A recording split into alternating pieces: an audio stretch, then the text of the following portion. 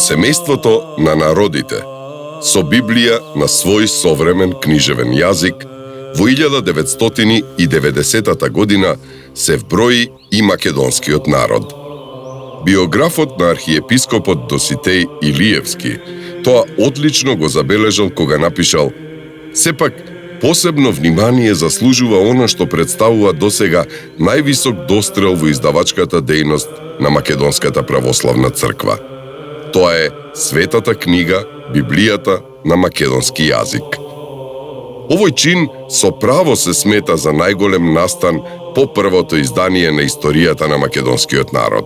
При промоцијата на Библијата на македонски јазик на 18. октомври 1990 година беше објавено дека со овој чин македонскиот литературен јазик станува достоен да се вброи во редот на неколкуте стотини јазици на кои досега е објавена Библијата.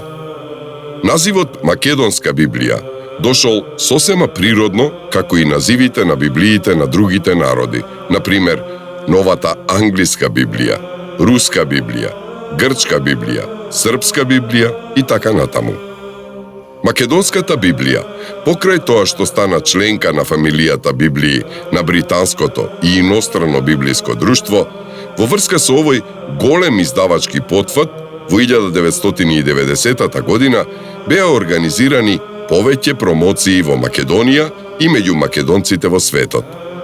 Овој значаен културен настан, меѓутоа, бил повод за вознемиреност кај некои високи политички и црковни кругови во соседна Грција, како и кај некои нивни дипломатски представништва и црковни институции, меѓу кои посебно место зазема управниот одбор на Институтот за национални и верски прашања од Солун. Таквото негаторско однесување на овој институт од Солун особено ескалира во 1996 година, кога со своја резолуција го оспори суверенитетот на Република Македонија и автокефалноста на Македонската православна црква. Истата година, Светиот Синод на Македонската православна црква одлучи да реагира во интерес на вистината и зачувувањето на достоинството на македонскиот народ. Таквото реагирање било доставено до генералниот секретар и до специјалниот посредник на Организацијата на Обединетите нации, председателот на Соединетите Американски држави, Вселенскиот патријарх Вартоломеј, Српскиот патријарх Павле и други високи личности. Нашиот јужен сосед, мотивиран од намерите да се обезличи историското битие и институциите на суверената македонска држава, посегна и врз автокефалноста на Македонската православна црква, а во последно време сведоци сме и врз името на фундаменталната книга Библијата. Таа потреба за сопствена Библија е втемелена врз основите на библиското учење, на евангелските зборови да се научат сите народи како посебни народи и врз Педесетница кога Светиот Дух слегува врз апостолите и ги испраќа Бог 12 апостоли на сите страни, меѓу сите народи да им зборуваат на нивните јазици. Тие почнуваат да говорат од Педесетница на сите јазици. Тој дар на говорење на јазици го добиваат и го проповедаат Евангелието меѓу сите народи. Значи, да се противи некој против преводот на Библијата, тоа значи да се противи на Божјата волја, да се противи на планот Божји за спасение на сите народи. На тој начин тој го сопира Божјиот збор упатен до сите народи. Тој му станува судија на Бога. Реакцијата по повод првото издание на Македонската Библија била упатена до Белградското библиско друштво преку нивни представник. Меѓутоа, одговорот на реакцијата не можел да биде поинаков од оној на представникот на Белградското библиско друштво Звонимир Смилјанич, а тоа е македонската нација, македонскиот јазик и Република Македонија се признати и тоа за мене е сосема нормално. посебно истакнувам од 9 век имаме ситуација веќе каде што на секоја независна држава, каде што се разбира населението, важи за државите кај што населението си е во мнозинство православно, апсолутно на секоја држава иследува самостојна независна црква. Значи, во независна држава апсолутно самостојна црква. Со второто издание на Македонската Библија и нејзиното повторно регистрирање, прашањето за името одново било поставено. Тоа е време на распаѓање на поранешна Југославија и осамостојување на Република Македонија. За жал, Библијата која прво се напише во Македонија, која ја напиша луѓе од Македонија на старословенски македонски јазик, последен македонскиот народ ја доби на современ македонски јазик. Во сплетот на сите тие проблеми и збиднувања и новите меѓународни односи и библиските здруженија на некој начин не биле оставени настрана од политичките констелации. Во таа смисла, Белградското библиско друштво, како посредник на британското и инострано библиско друштво околу излегувањето на Македонската Библија, на некој начин било инволвирано во овие спорувања од политички карактер, со кои што целосно се негирале насушните потреби на православниот македонски народ. Библијата не е обична книга. Библијата е света книга, Библијата е книга над книгите. Библијата не е политичка книга. Библијата нема никаква друга индоктринација која може да го вознемири некое политичко, општествено или некакво друго гледиште кое би можело дури да биде оспорено преку Библијата. Библијата нема таква задача. За нас е битно денес затоа што се уште не сме се ослободиле од таквиот вид ереси. Денес имате луѓе кај нас, така наречени православни, кои велат дека не можеме да му служиме на Бога на современ македонски јазик, ами само сега се додава четвртиот јазик, старословенскиот или црковнословенскиот, и се противат на преведувањето на богослужбите на современ јазик. Иако кутрите многу малку разбираат од она што го слушаат во црквите на црковнословенски јазик. Од таков карактер е и протестот од страна на управниот одбор на Институтот за национални и верски прашања од Солун, кој што бил упатен до центарот на обединетите библиски здруженија поради името Македонска Библија. Оваа политичка ситуација настојува да ја искористат Грчкото Министерство за култура, Светиот архиерејски синод на Грчката православна црква и други институции во Грција, барајќи промена на името на Македонската Библија во Скопска Библија. Светиот синод на МПЦ заседавал и по тоа прашање донел свој став. Во таа смисла, архиепископот Охридски и Македонски Гаврил Милошев, во својство на председател на Светиот синод на Македонската православна црква и како преведувач на Македонската Библија врз основа на писмото на Смилјанич од 24.8.1992 година, одговорил: "Ве известуваме дека приговорите и предлозите што ги дале Светиот синод на Грчката црква и Грчкото Министерство за култура ги отфрламе како неоправдани и неумесни, и тоа од неколку основни причини.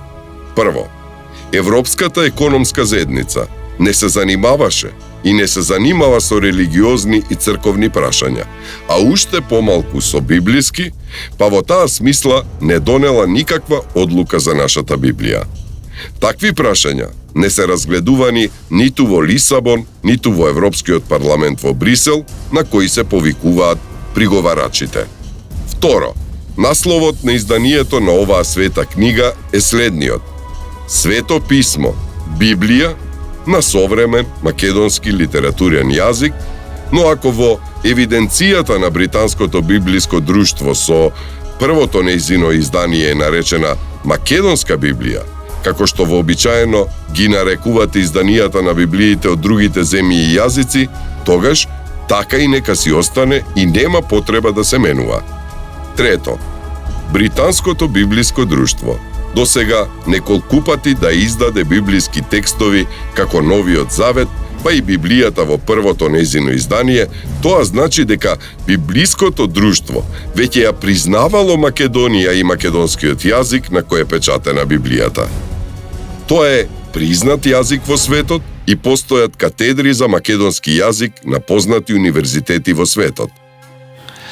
Иако денес сите словенски народи имаат Библија на свој јазик, со какво право некој може да го оспорува да има и македонскиот народ Библија на својот македонски јазик? Дали проблемот околу името на македонската Библија дефинитивно е решен и по ставот на Светиот Синод на Македонската православна црква, одговорот го дава случката со Стивен Баталден, професор на Државниот универзитет во Аризона, Соединетите Американски држави, кој во една пригода во врска со преводот на Библијата на словенските јазици го изјави следново. Дозволете да ви го предочам моето собствено искуство преку примерот со македонското свето писмо. Во зимата во 1992 година, кога по една куса посета си заминував од Македонија, еден долгогодишен пријател од Скопје ми подари примерок од македонската Библија. Тој не ни можеше да очекува дека само неколку часа откако го примив подарокот, ќе бидам задржан, а потоа и уапсен на грчкиот аеродром во Солун.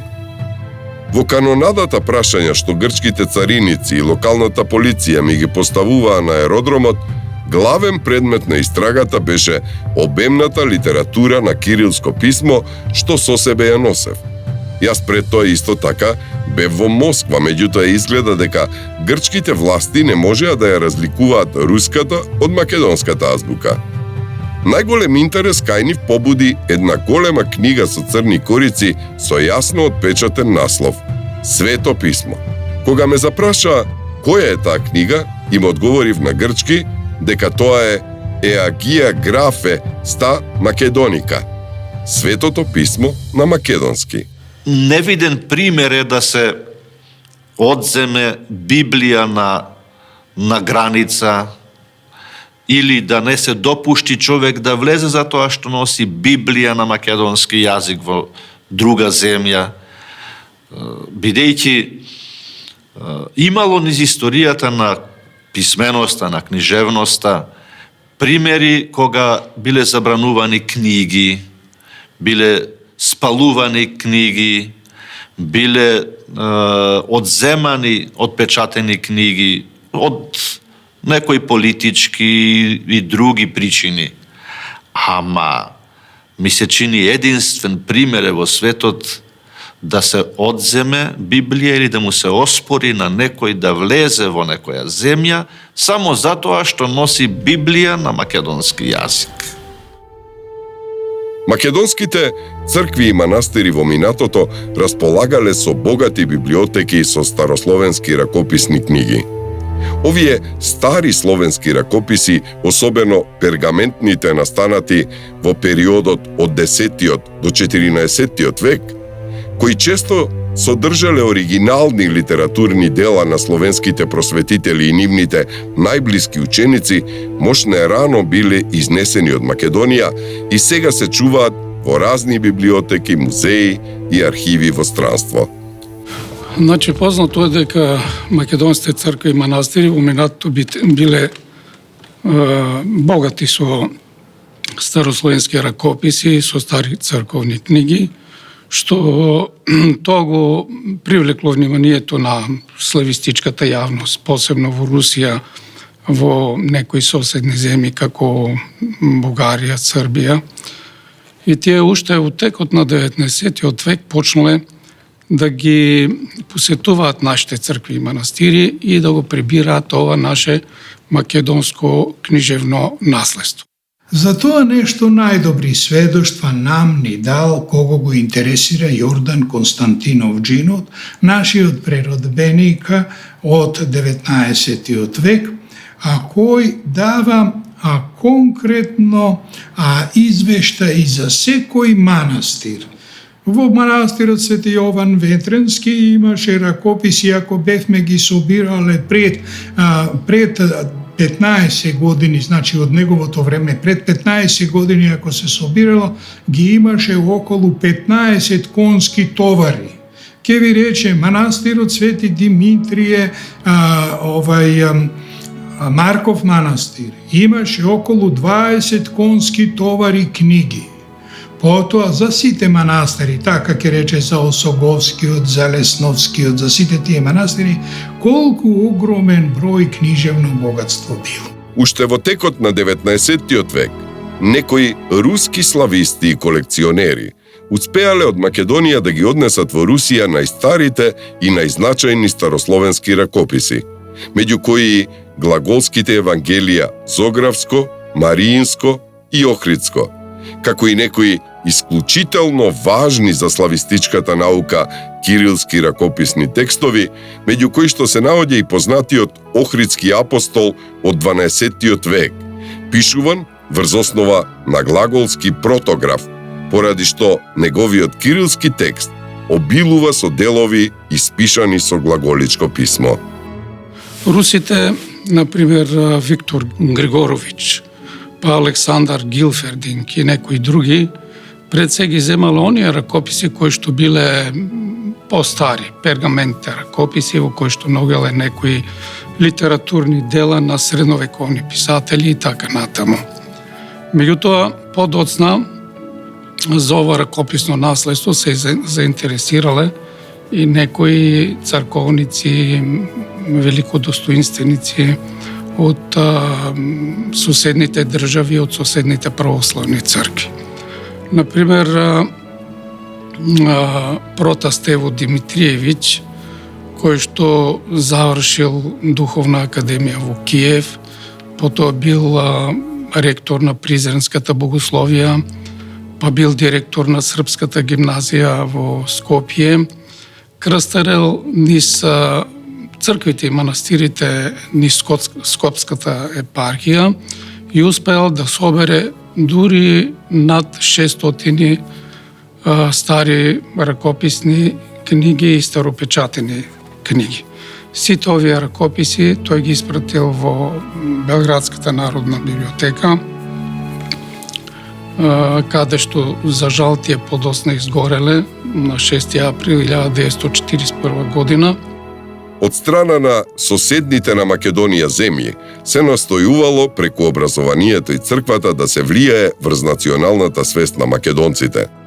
Во тој период се засилени и активностите околу собирањето на македонското црковно книжевно наследство и неговото незаконско отуѓување и носење во овие две соседни на Македонија земји. Еден од можеби најголемите истражувачи на македонското книжевно наследство од постариот период е професорот Јордан Иванов, значи бугарски научник, универзитетски професор, кој што ја напуштил универзитетската кариера и кон крајот на 19. век заминал на работа во Трговското агентство на Бугарија во Солон.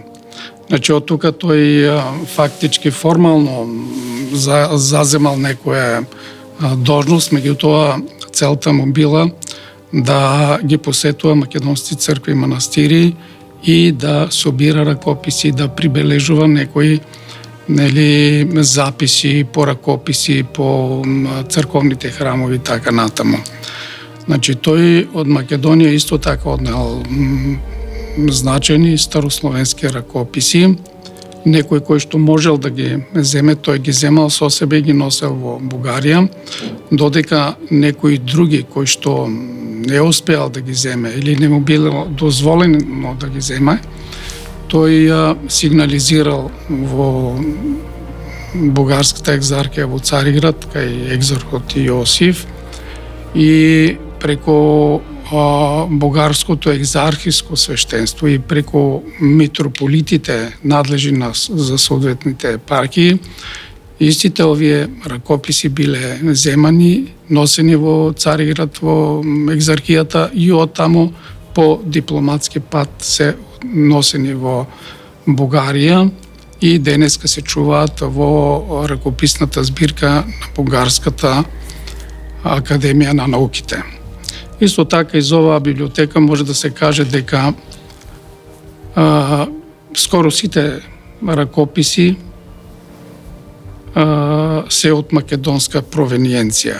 Грчки владици, имаме така, например, имаме случаи каде што грчкиот владика наредува во струга сите словенски книги да се изгорат. И некој си наумари насред пладне, никој од стружани не го видел кога сите словенски книги во црквата ги изгорел. И исто така и велешки владика, грчките владици наредувале апсолутно сите словенски книги да се изгорат. И тука е нанесена пак голема штет. Струмичкиот владика, постои запис, тргна вели по цела Струмичка епархија и како бич ги уништуваше сите и ги гореше сите словенски книги. Додека 36 ракописи, кои што фактички представуваат збирка на Јордан Иванов, тој ја држал кај себе на Универзитетот во Софија и кога се пензионирал, бидејќи бил избран за член на Бугарската академија на науките, тој ја подарил ова своја збирка на Бугарската академија на науките, меѓутоа под изговор дека анонимен дарител му ја предал на него, па тој, нели, во името на тој анонимен дарител ја подарува на Академијата на науките во Софија. Што е многу прозирно, затоа што оној кој што подарува така вредна ракописна збирка со стари ракописи, меѓу кои, например, и битолскиот триот од 12-тиот век.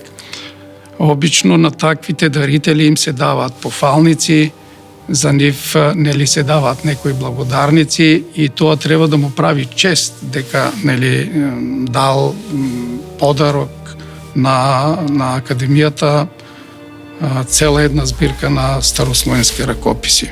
Значи тука е јасно дека тој со оглед на тоа што ги собирал од Македонија и дека секаде кај што видел ракописи, тој има една книга под наслов Български старини из Македонија, во која што точно опишува во која црква, кои книги старословенски видел, нашол, дури ексцерпирал записи од нив.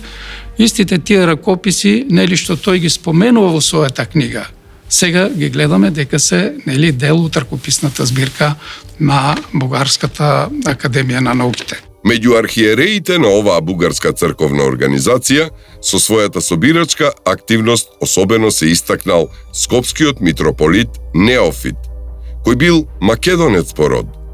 Роден е на 4 јануари 1870 година во Охрид. За скопски митрополит, екзархиски митрополит е избран во 1910 година и со мали прекини бил скопски митрополит до крајот на Првата светска војна, значи до 1918 година. Неговата збирка брои 30 ракописи.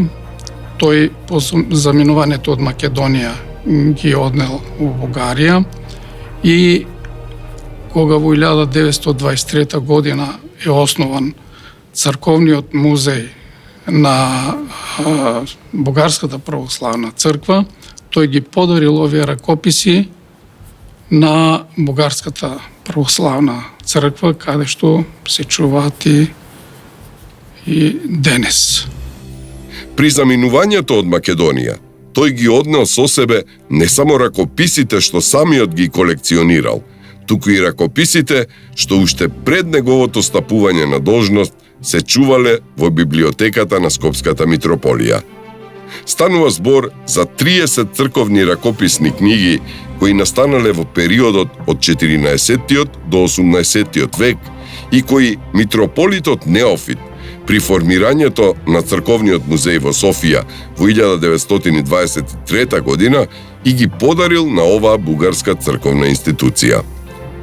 Во периодот меѓу двете светски војни, кога вардарскиот дел на Македонија бил во составот на српската држава, со колекционирање на македонски ракописи активно се занимавале професорот протоиереј Радослав Груиќ и битолскиот епископ и подоцна скопски митрополит Јосиф Цвијовиќ.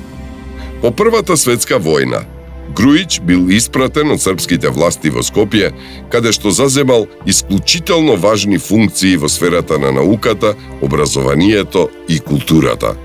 Бил декан на новооснованиот Скопски филозофски факултет, председател на Скопското научно друштво, главен уредник на списанието на ова друштво Гласник и директор на основаниот од него во 1921 година Музеј на Јужна Србија. Во овој музеј, чишто директор Груиќ бил од основањето на музејот па се до неговото заминување од Скопје во 1937 година, била формирана значајна збирка со старословенски ракописи. За жал, сите овие македонски ракописи, заедно со голем број други црковни антиквитети, од страна на директорот на музејот Радослав Груиќ, биле однесени во Белград како да се негова лична собственост.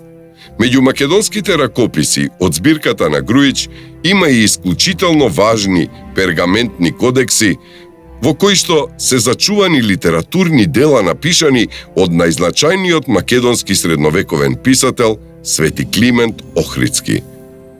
На маргините од овие значајни македонски ракописи, нивниот пронаоѓач Тома Смилјанич, македонец од Галичник, оставил записи за потеклото на ракописните книги. Меѓутоа, записот во октоихот е намерно избришан и е скоро нечитлив, додека записот во требникот веројатно не бил забележан и останал неоштетен. Записот ја има следнава содржина. Ову сам книгу нашао у цркви Светог Атанасија у Премки код Кичева и предао музеју Скопју као траг духовне културе Брсјака. Јула 1926 године, Тома Смилјанич, Брадина. Друг еден собирач на старословенски ракописи од Србија е епископот Јосиф Цвијовиќ, кој што бил српски битолски епископ по Првата светска војна, значи од 1920 до 1932 година, а потоа од 1932 година до 1941 година, кога во Македонија дошле бугарите, ја окупирале, бил скопски митрополит. Поголемиот дел од својата збирка од 25 ракописи, епископот битолски Јосиф Цвијовиќ ги собирал низ црквите и манастирите во битолскиот крај. Меѓутоа има и одделни ракописи и старопечатени книги кои што тој ги нашол во црквите и манастирите во Скопската епархија, кога тој бил надлежен архиереј. Истиот епископ подоцна, или по заминувањето од Македонија, ова своја ракописна збирка, која што брои 25 ракописи, ја однел во Белград. И тука ја предал, ја подарил на Универзитетската библиотека Светозар Марковиќ во Белград, кај што се чува и денес. По Првата светска војна, Цариградската патриаршија, македонските епархии кои несправедливо ги одзела од Охридската архиепископија, ги отстапува на Српската црква. И тоа на многу нечесен начин, за пари. Тие епархии се откупени за злато, што канонски е неисправно и казниво. Тоа е симонија. Нечестноста стасала до методот на Јуда Искариотски, предавникот на Господа Исуса Христа, кој го предаде, односно го продаде својот учител и Бог за пари, за сребреници. Ете, на ваков начин се здобива со право во епархиите од овој дел на Македонија. И оттаму денес српската се нарекува мајка црква на македонската црква, преку такво мајчинство. Имено во таа 1920 година Цариградската патриаршија нема легален поглавар.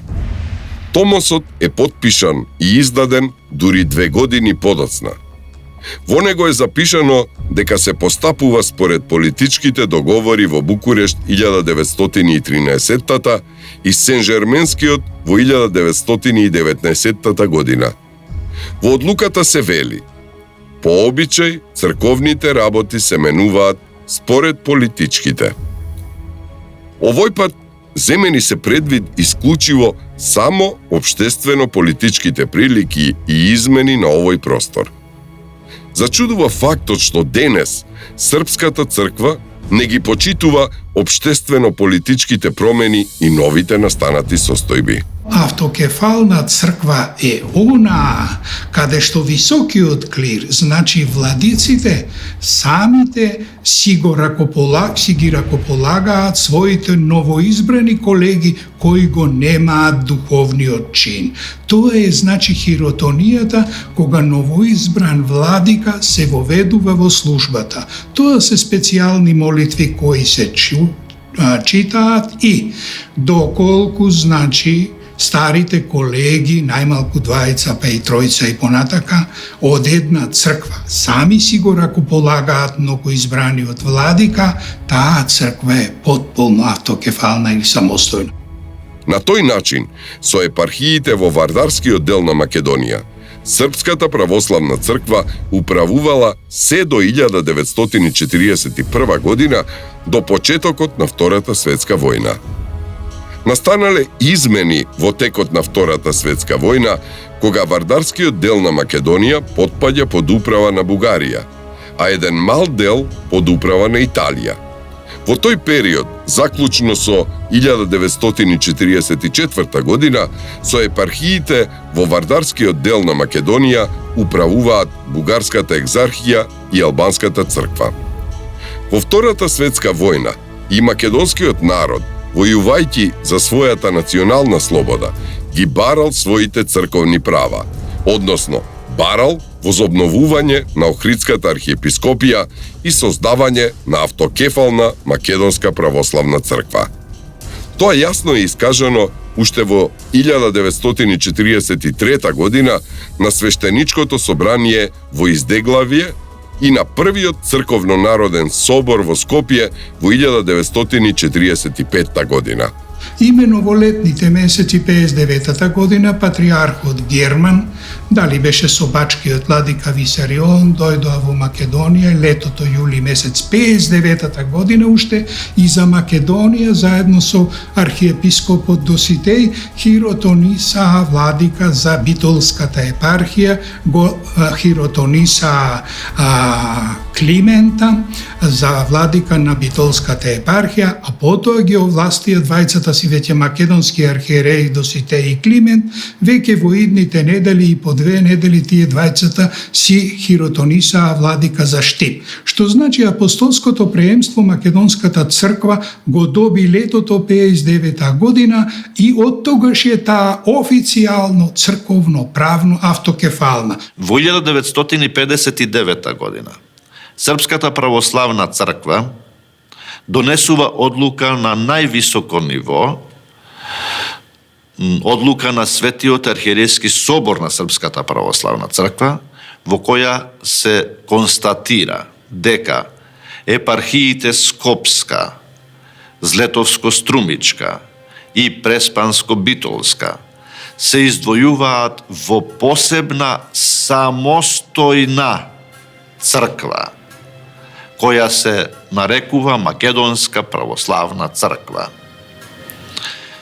Таа црква се раководи според собствен устав, со собствена иерархија и дека за тие простори не важи повеќе уставот на Српската православна црква. Потоа, Македонската црква побара автокефалност од СПЦ. Во одговорот се вели дека МПЦ не ги исполнува условите за автокефалност, а целта е повторно да ја стави црквата под своја власт. Тогаш, Синодот на МПЦ, по барање на македонското свештенство, монаштво и народ, во 1967 година донесе одлука за автокефалност. Соборот во Охрид ја прогласи Македонската православна црква за автокефална. Тогаш Српската црква го прекинува општењето со клирот на МПЦ, но не и со верниците. Целта им беше да го одвојат народот од црквата, но народот ја осуди одлуката на Српската црква и со љубов, достојно и љубоморно ја чува автокефалноста на својата света мајка, Македонската православна црква. Како што во она време пред 1150 години Свети Кирил започнал со преводот на богослужбените книги и на Светото писмо на тогашен македонски јазик, на говорот на македонските словени од околината на Солун. Еве нашата црква веќе 20 на година работи на преводот на богослужбените книги и на некој начин и во тој начин предничиме и покрај тоа што познато ни од кои причини тие некои не сака да не признаат никако народ, никако црква. Но јас велам ние да бидеме признаени по своите дела од Бога, од Христа. А тоа дали некои од разни политички или други причини не сака да не признаат и црквата и ова, тоа е повеќе нивни проблем. Покажува колку малку се охристовени.